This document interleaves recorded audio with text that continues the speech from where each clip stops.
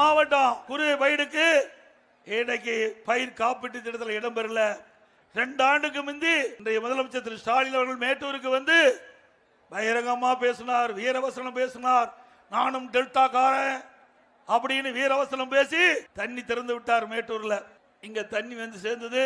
விவசாயிகள் ஆகா, முதலமைச்சர் ஸ்டாலினை நேரடியா போய் குறுவை சாகுபடி பயிருக்கு தண்ணி திறந்து விட்டுட்டார் அப்படின்னு குறுவை சாகுபடி செஞ்சாங்க. பயிர் காப்பீட்டு திட்டத்தில் விவசாயிகளை சேர்க்கல திரு ஸ்டாலின். கடைசியில விளைகின்ற பொழுது தண்ணி இல்ல, மேட்டூர் அணை வறண்டு போச்சு.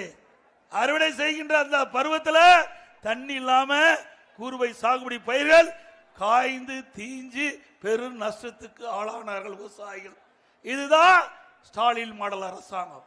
இதே அனைத்து இந்திய அண்ணா திராவிட முன்னேற்ற கழகம் இருக்கின்ற பொழுது பயிர் காப்பீட்டு திட்டத்தில் விவசாயிகளை இணைத்து விவசாயிகள் எப்பொழுதெல்லாம் இயற்கை சீற்றத்தின் மூலமாக பாதிக்கப்படுகிறார்களோ அப்பொழுதெல்லாம் விவசாயிகளுக்கு இழப்பீட்டு தொகையை கொடுத்த ஒரே அரசாங்கம் அண்ணா.